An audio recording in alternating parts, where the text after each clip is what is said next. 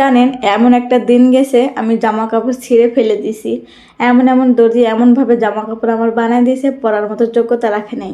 সেই জিদের ঠেলার জন্যই আমি কিন্তু একটা সময় কাজ শিখছিলাম।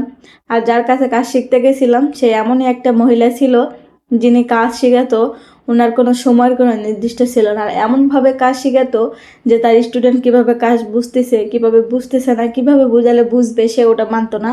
সে যেভাবে পারতেছে সেভাবে শিখাইতেছে। সে শিখলেও কি শিখলো না তার কোনো মাথা ব্যথা নেই, সে মাস গেলে টাকা পালেই হয়েছে। হ্যালো, আসসালামু আলাইকুম সবাইকে, কেমন আছেন? আশা করি ভালো আছেন। আজকে আমি কাপড় কাটতেছিলাম, আজকে আমার খুবই মনে পড়তেছিল, সেই জন্য আপনাদের সঙ্গে শেয়ার করতেছি কথাটি। আসলে আমি কাজ শেখার কোনো উদ্দেশ্য আমার ছিল না। আমার বরাবরই ইচ্ছে ছিল যে মানুষের কাছ থেকে আমি বানিয়ে নেবো, কিন্তু কাপড় বানাতে যতবারই দিছি ততবারই আমার কাছে দুর্ঘটনা ঘটে গেছে। এমন দুর্ঘটনা ঘটছে যে আমি জামা কাপড় বানায় এনে পরতে পারি না, ছিঁড়ে ফেলছি। এমন রাগ আমার, খুবই রাগী আমি। ছোটো থেকেই যেহেতু এক বাপের এক জি, খুবই জেদ আমার। আমার মা বলে জিদ্দির জন্য স্বামীর গেলে নাকি অনেক কষ্ট হবে। তো জানি না কি হচ্ছে, এখনও কষ্ট হচ্ছে কিনা তাও বুঝতেছি না। কষ্ট হলে কি না হলে কি, মেয়ে মানুষের জেদ তো জেদি।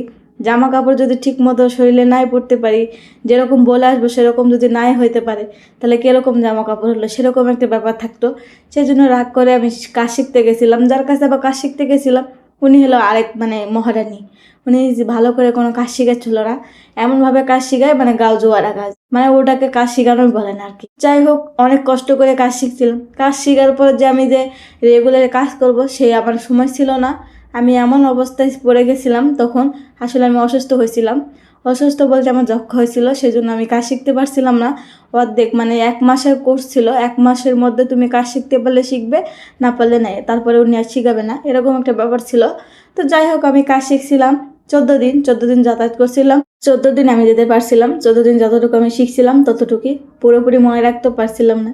কারণ ওই যে উনি গাও জোয়ারা কাম শেখাতো, স্টুডেন্ট ভালো করে শেখাতো না, যে ও স্টুডেন্ট ভালো করে কীভাবে বুঝতেছে কীভাবে বুঝতেছে না, ওর কোনো ওগুলো মাথা ব্যথা নেই। ও যেভাবে বলতেছে ও শুনলে শুনবে, না শুনলে নাই, বুঝলে বুঝবে, না বুঝলে না, এরকম একটা ব্যাপার ছিল। আর কাপড় কেটে দিয়ে দিত, বাসা থেকে যেভাবে পারে সেভাবে সেলাই করে আনলে আনলো, না আনলে নাই।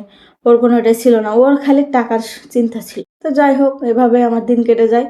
তো আমার অসুস্থতার জন্য আমি কাজ শিখতে পারছিলাম না। পরে আমার ইউটিউব দেখে আমার সব কিছু মাথার ব্রেনের মধ্যে ঢুকে একটা একটা করে আর কি। সেই জন্য ইউটিউব আর ফেসবুক এই দুটো প্ল্যাটফর্ম এত ভালো এত ভালো, এই জন্য আমিও চিন্তা করতেছি আমিও এখানে কিছু একটা করতে চাই। যে আমি যেহেতু এখান থেকে ভালো কিছু পাইছি, তো আমি চাই যে আমার থেকেও আপনারা কিছু ভালো কিছু পান। সেই জন্য আমি চেষ্টা করি যে আপনাদের কিছু ভালো কিছু শিখাতে। আপনারা যদি আমার কাছ থেকে কিছু শিখতে চান, বা আমার কথাটা যদি ভালো লাগতে পারে, তো অনেকের তো ভালো লাগতেও পারে, তাই না? সেই জন্য আর কি। তো যাই হোক, এভাবে আমার কাজ শেখা। আমি যে এমনকি কেসি ধরতে পারতাম না, ইঞ্চি টেপের মাপ বুঝতাম না। উনি যে বোঝাবে কেসি কিভাবে ধরতে হয়, ইঞ্চি টেপের মাপ কিভাবে, ওগুলি উনি বোঝাতো না। যাই হোক, এভাবে নিজে নিজে শেখা। তাই আল্লাহর রহমতে যতটুকু শিখছি আলহামদুলিল্লাহ। কেমন হলো অবশ্যই জানাবেন।